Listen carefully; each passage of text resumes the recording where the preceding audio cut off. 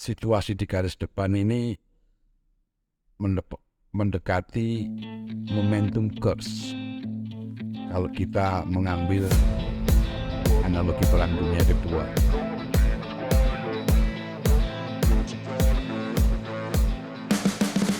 Bakhmut ini mirip curse karena di satu sisi bagi Ukraina ini adalah satu poros pertahanan yang bagi posisi Ukraina, jika ini jatuh, seluruh lini pertahanan di Donbas akan runtuh. Karena kemudian sebelumnya Soledar sudah jatuh, jadi sudah ada terobosan. Terus kemudian terobosan ini dilebarkan lagi ke Bakhmut. Nah, kalau dua line pertahanan ini terbongkar, sisa-sisa garis pertahanan pasukan Ukraina di Donbas, misalnya kalau ke selatan ke Donetsk, ke Chasiv-Yar, terus kemudian ke Avdiivka, Marinka, Gledar, itu jadi terbongkar sayapnya. Nah, kalau sayap terbongkar dengan pola yang perang gesekan yang menjadi strategi dari pasukan Rusia sekarang ini, dia bisa memotong jalur-jalur suplai dari arah belakang, seperti pola yang kita lihat di waktu mereka merebut Soledar itu juga seperti itu. Dia pukul dulu di sayap, terus kemudian ketika terbuka satu persatu jalur-jalur suplai diputus, direbut, sehingga pada akhirnya sisa pasukan Ukraina terkepung terisolasi di kota. Karena strategisnya posisi Bakhmut ini, itu apapun yang terjadi, seluruh cadangan dikirim ke Bakhmut untuk menahan. Seluruh banyak pasukan-pasukan di sayap pertahanan yang lain di Donbas itu dikurangi untuk memperkuat Bakhmut. Jadi Bakhmut ini memang mati-matian akan dipertahankan. Bagi Rusia merebut Bakhmut ini akan memperlebar terobosan Soledar saya bilang tadi. Nah, satu itu, terus kedua, konsentrasi tentara pasukan Ukraina di Bakhmut itu justru mempermudah target demilitarisasi. Karena tidak semua nggak usah harus dikejar ke barat, berdatangan ke Bakhmut. Dan dengan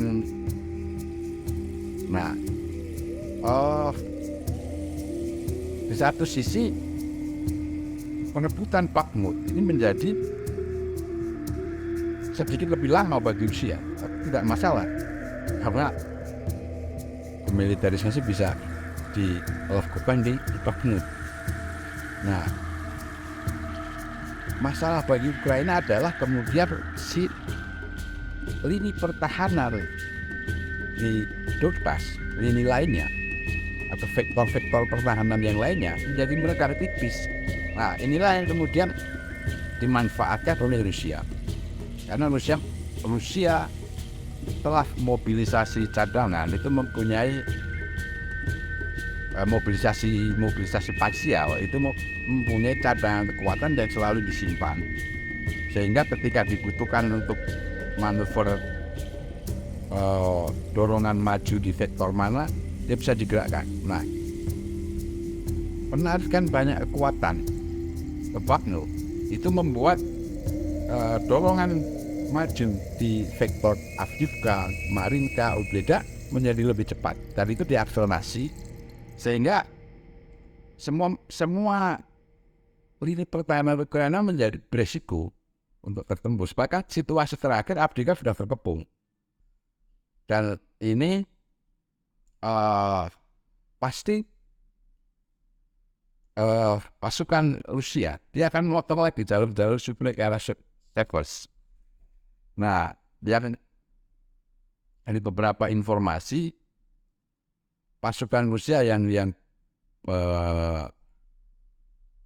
ditempatkan di ke arah Severs itu adalah pasukan dari Chechnya. Nah, ini kemungkinan setelah Bakhmut yang akan rame adalah savers.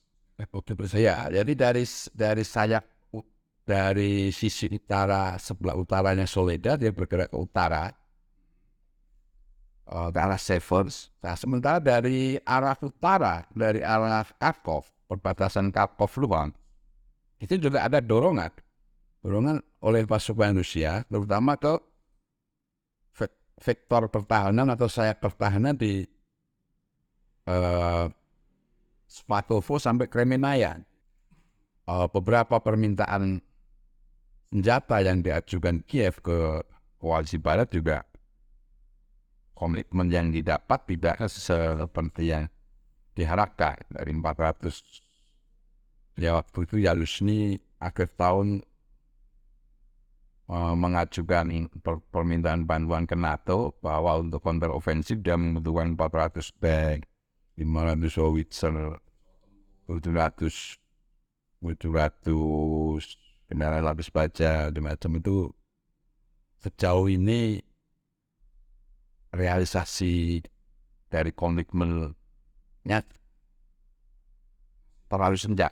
Jadi dengan situasi Bakhmut terkuras lagi dan macam itu, rasanya untuk catrinya Bakhmut itu akan membuat seluruh sisa lini pertahanan di Donbas akan runtuh. Contoh upaya yang akan dilakukan Ukraina, terutama di Bakhmut, itu di Telegram, di YouTube juga ramai beberapa hari yang lalu. Bisa ada upaya terobosan hampir 1 batalion. Saya kira ada puluhan kendaraan habis baja. 1 batalion mekanis gitu.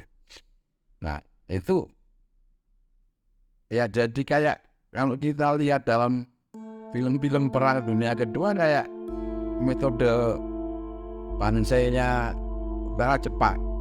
Dia bergerak di medan terbuka, kemudian artileri Rusia dari berbagai sisi menjadi kolom pasukan itu, dan tidak dalam waktu yang lama kemudian terpukul mundur. Saya kira hal-hal itu yang akan terus terjadi dan dialami oleh pasukan Ukraina.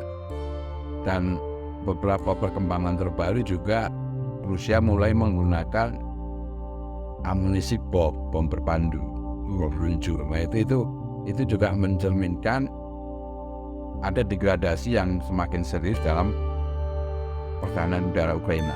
Air defense-nya sudah semakin terdegradasi karena bom meluncur itu kan bom yang jangkauannya nggak terlalu jauh, 40 km, 50 km, sehingga kalau di situ ada pertahanan udara atau air defense S-300 itu bisa terancam.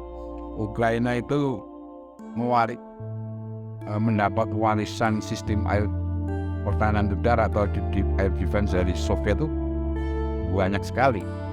Bahkan saya kira itu yang terbanyak sistem pertahanan udaranya terlengkap, karena ada air defense jarak jauh, jarak menengah, jarak pendek, rudal penyengat atau air defense panggul, igla. Nah itu paling banyak setelah Rusia, warisan dari Soviet. S-300 sendiri di awal perang ada yang menginfokan kok punya sekitar 100 sistem. Yang ini 100 sistem. 1 sistem 3 peluncur. 1 peluncur 4 rudal kemampuannya. Jadi ada Ukraina punya 300 peluncur siap tembak. Makanya penggunaan aset pesawat tempur Rusia itu sangat hati-hati. Kalau lingkungan medan tempurnya sangat padat pertahanan udara, walaupun sudah semakin terdegradasi ya. Makanya terakhir bom luncur mulai digunakan di Sumy, terus kemudian di Divka juga mulai pakai bom luncur. Nah itu artinya ISR Rusia sudah menyimpulkan area itu bersih dari NBRN jauh. Itu juga perkembangan yang menarik, karena kalau pesawat tempur sudah bisa beroperasi bebas, itu saya kira kejatuhan Avdiivka, Marinka, Oblida itu jadi lebih cepat sekarang terbantu oleh dukungan udara yang masih intensif gitu kan. Kalau sebelumnya kan paling hanya kalau dia aset besar ya udah Iskander